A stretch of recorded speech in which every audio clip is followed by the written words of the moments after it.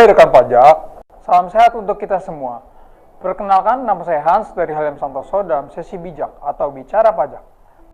Pada sesi ini, saya ingin membahas tentang pajak pertambahan nilai atas penyerahan tanah dan pengkreditan pajak masukan atas perolehan tanah berdasarkan SE 28 PJ 2021. Sebelum kita bahas lebih lanjut, mohon bantuan teman-teman untuk like, subscribe, dan share channel kami. Terima kasih sebelumnya atas dukungannya. Berdasarkan peraturan perundang-undangan, tanah merupakan barang kena pajak yang juga dikenai PPN dan dapat dikreditkan pajak masukannya atas perolehan tanah tersebut. Penyerahan tanah dikenai PPN apabila memenuhi persyaratan. Yang pertama, penyerahan dilakukan oleh PKP. Kedua, tanah yang dibeli digunakan untuk kegiatan usaha.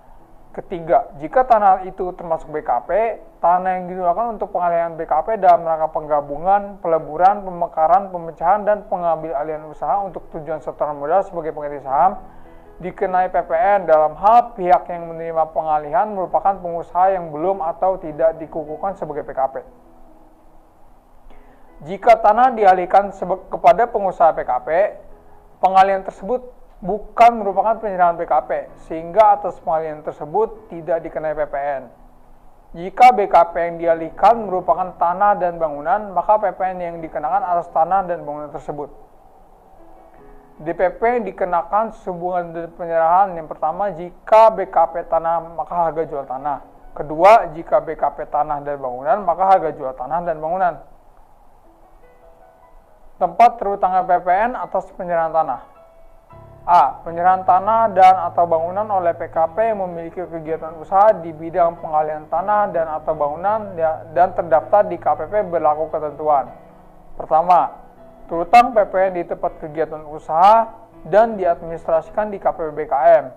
Dalam hal lokasi tanah dialihkan, maka terutang PPN di tempat di mana tanah dan atau bangunan tersebut dialihkan.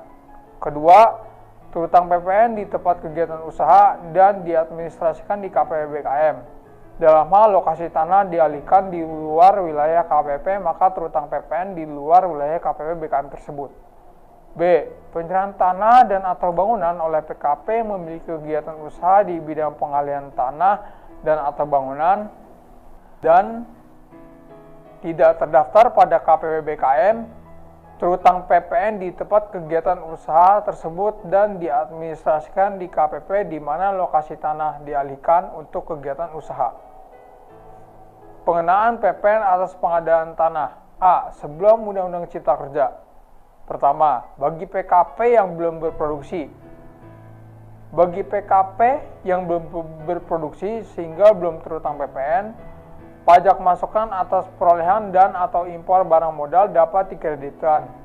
B. Barang modal yang punya masa manfaat lebih dari 1 tahun dan tidak untuk diperjualbelikan, termasuk sebuah pengeluaran berkaitan dengan perolehan barang modal. C. Tanah yang tidak untuk diperjualbelikan merupakan BKP yang termasuk dalam pengertian barang modal, sehingga pajak masukan atas perolehan tanah tersebut dapat dikreditkan. D. Pengkreditan PM atas perolehan tanah sebagai barang modal berlaku meskipun tanah tidak dapat dibebankan sebagai biaya penyusutan dalam peraturan perundang-undangan PPH. Kedua, pajak masukan atas perolehan tanah yang tidak berkaitan dengan terutang PPN tidak dapat dikreditkan oleh PKP, baik PKP yang telah berproduksi maupun belum berproduksi. B. Setelah berlakunya Undang-Undang Cipta Kerja, ketentuan pengkreditan pajak masukan atas perolehan tanah bagi PKP yang belum melakukan penyerahan, berlaku ketentuan bahwa terhadap PKP yang belum melakukan penyerahan sampai dengan jangka waktu tertentu, PKP dapat mengkreditkan pajak masukan atas perolehan tanah baik sebagai barang modal maupun bukan barang modal, baik PKP tersebut telah atau belum melakukan penyerahan sesuai dengan ketentuan pengkreditan pajak masukan. Demikian yang dapat saya sampaikan. Terima kasih dan sampai jumpa di video selanjutnya.